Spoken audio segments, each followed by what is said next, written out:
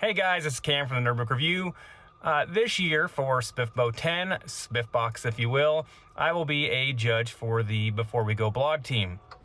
I will be just one of several judges, and any of the views that I put forth in these videos will be my views only, not those of the entire team.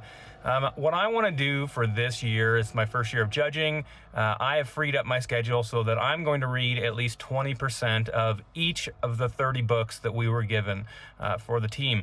What I'll do is just go down that list in order from number 1 through 30, and I will discuss what each of those books is about, whether they're epic fantasy, grimdark, whatever, who the general audience is, and then I'll give a quick synopsis and my own personal opinions on these books. When I do my own reviews, normally I try to keep everything to about the first 20% anyways. That way, I'm always spoiler free. So I will also make sure that after I read the first 20%, I'm going to put out these videos. You'll probably see my background is a little bit different than when I am recording at home. I spend an awful lot of time in my tractor. That's my shtick that I initially planned on doing with my booktube channel. But it is very, very loud while I am in my tractor normally. I am just parked here at the end of a compost row right now and doing this intro.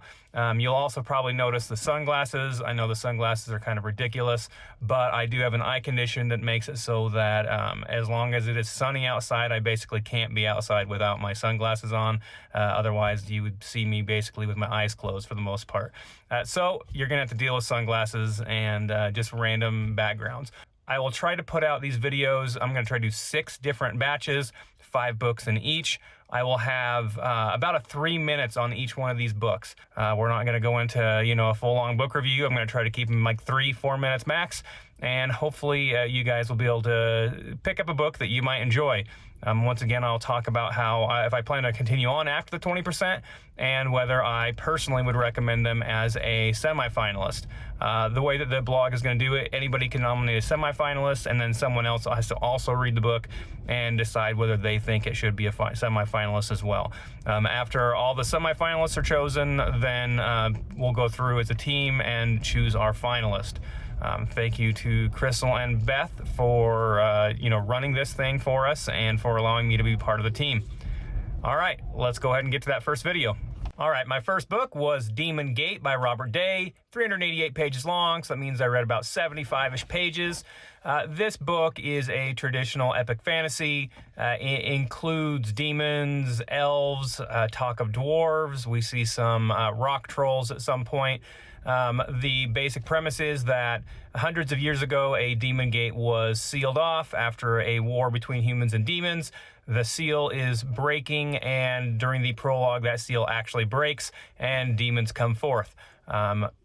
Then we get into chapter 1, and we are in a village that I really just could not shake the feeling of Wheel of Time. We have a 16-year-old main character that lives in a farm with his father. His mother died when he was younger. During an initial trip into their town, we meet his best friend, who happens to be, you guessed it, a blacksmith. And at some point here in this first couple chapters, he also kisses the daughter of the village mayor. Her name is not Egwene, but but I definitely got that whole feeling. Then you probably wouldn't be too amazed to know that their farm is then attacked during the evening, not by Trollocs, but by those aforementioned hill trolls. Then we jump right back into a team of mages who are going back to try to figure out what happened in that demon portal room. So, my initial thoughts, pretty standard epic fantasy. I just could not shake that feeling of the Wheel of Time, though. There were so many, similarities in that chapter with our, what I assume is going to be one of the main characters. We don't actually see him again in that first 20% of the story, though. My thoughts, though, it's perfectly well written. But I don't think this is a book that I am going to recommend to be a semifinalist. A big reason for that is that I just kind of felt like I couldn't shake that whole Wheel of Time feeling. At times it just took me out of the story, especially like when they go to town and they come back to their farm, and I'm like, okay, if they get attacked by a creature that seems to be a Trolloc, then I just don't know what else to say about this book. I was probably going to stop right then. He does initially mention that the creature was on, like bipedal and kind of looked like it had a bear head from a distance and in the dark. So then I was really wondering at that point, and then the hill troll description ended up being very different. This is definitely a book that is for people who like epic fantasy, want that Wheel of Time feel. The Majory kind of feels a little bit like that as well, but definitely a little bit different. We do have, like mentioned, elves. There's talk of dwarves. There's talk of dark elves as well. So definitely the kind of book that you would look at if you want your standard epic fantasy with magic and swords and fighting.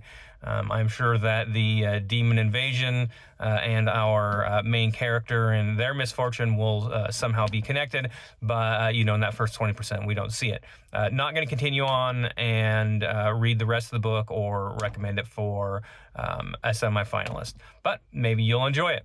All right. Thanks for this first video. Right after this will be number 2 through 5. Thanks. Hey everybody, here is the second book on my list, Gates of Hope by J.E. Hannaford. It is an epic fantasy multi-point of view character book. The prologue, we have a mysterious bird-like creature that is getting ready to close a portal. This portal goes between different worlds. The portal is being closed because the Aldrin and humans, two different races.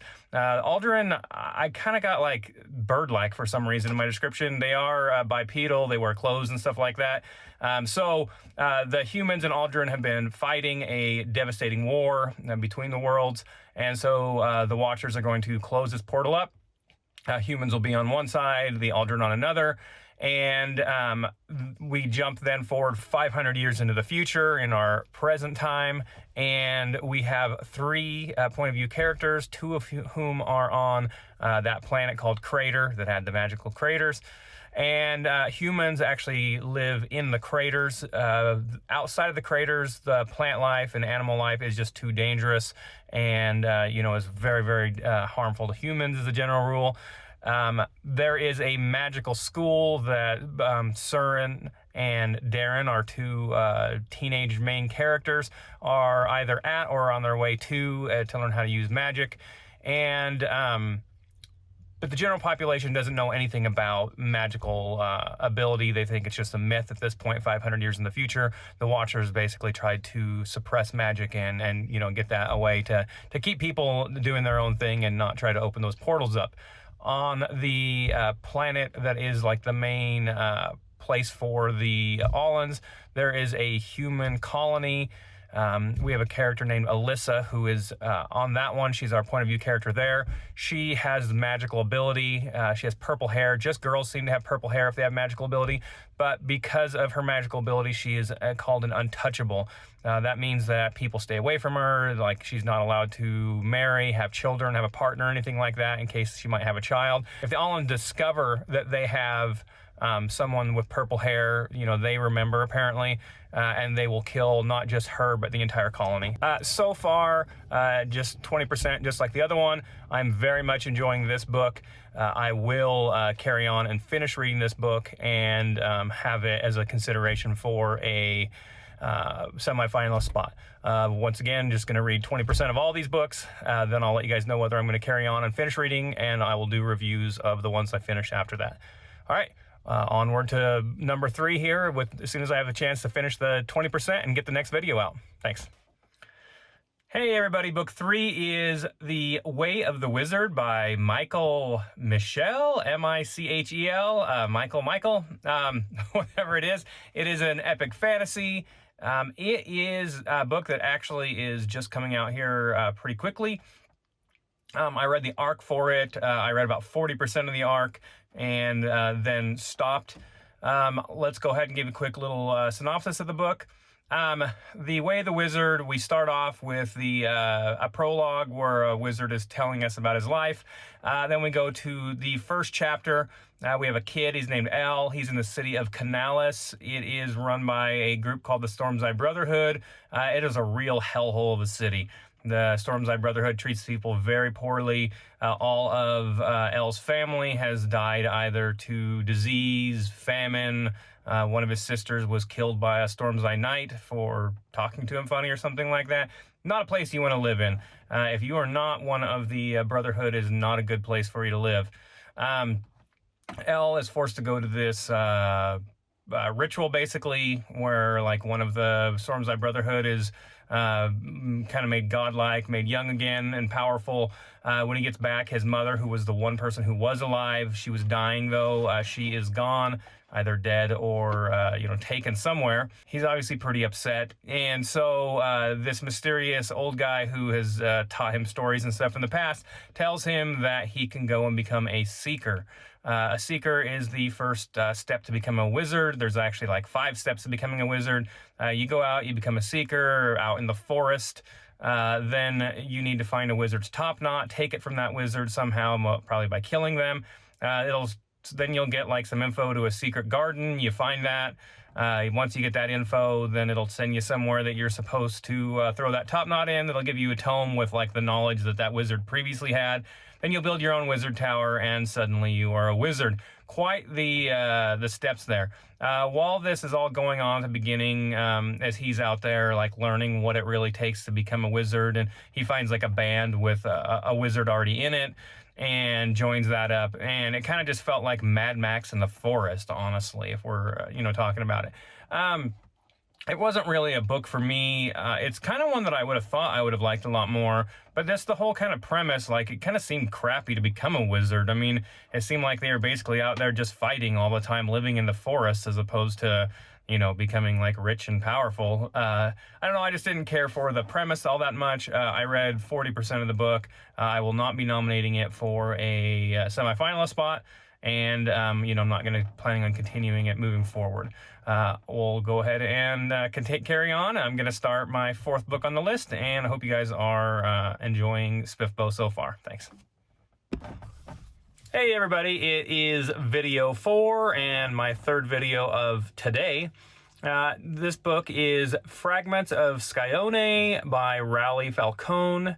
It felt kind of like a novelized form of a video game or a manga to me, honestly. We start off with a character named Ryoko. She is attempting to get to some sort of quarantine zone.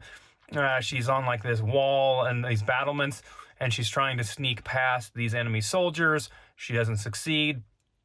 She gets caught by them, and right before she is about to be killed, this like bird human hybrid guy saves her, takes her to this like steam powered train thing, and they manage to escape, and they make it to a safe city.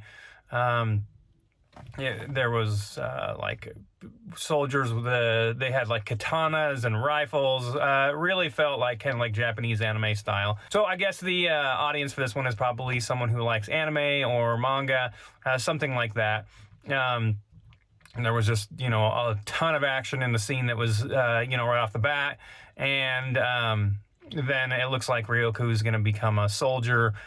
Book's only a couple hundred pages long, so a pretty quick read. I did not finish the book. I don't plan to read any more of the book than I've already read, and it won't be nominated as a semi-finalist.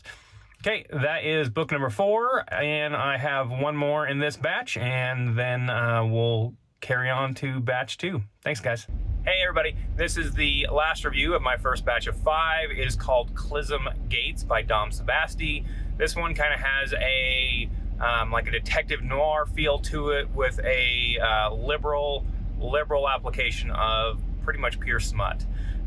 This one is a post-apocalyptic, like post-cataclysm. I felt like it was probably Earth, but we had like people that are clearly more than just human, like maybe some demon thrown in. It just had a weird, like, that post-apocalyptic feel to it. Our main character, she is a detective looking for like old artifacts and things like that. Like right off the bat though, in the first chapter, she gets home from doing whatever detective thing she's doing. Her boyfriend is in her apartment. He clearly wants to have sex. She is too tired for it, so she cuts his testicles open in a very graphic scene, and then like throws them out like the trash chute. That's okay though, because the next morning he seems to be just fine. He tells her thank you for, relieving the pressure, and then they have a very, very graphic sex scene right there on the street. This book is definitely like pure, straight up for adults. You know what? I can't recommend this book for anyone who doesn't just outright, hope and expect that they're getting some smut. Now, there were no reviews of this book when I read it, and there is only like a 3-sentence long book blurb. So I really had no idea what I was getting into with it. I guess if you want some fantasy included in with, your literature, then maybe this would be a book for you. But otherwise, I can't see myself recommending this one to anybody else, because it might be considered sexual harassment if I were to recommend this book to as a finalist and force some of the other judges to read it when they weren't expecting that. This is a book that it wasn't that it was poorly written or anything like that. I just wasn't expecting to have my fantasy element and all of a sudden have 2 very, very graphic sex scenes in about a 20-page span, and then that whole weird testicle thing. So there was 2 sex scenes and the testicle thing. So anyways, this finishes up my first batch of 5. Gates of Hope is the only one of the 5 that I plan to finish reading, and that I would recommend maybe as a semi-finalist. I think that even if it doesn't end up getting made a semi-finalist, that I'll finish it off and end up putting a book review out on the channel at some point. All right, I will get to that second group of 5 as quickly as I can, and I hope you guys enjoy these first videos. Thanks.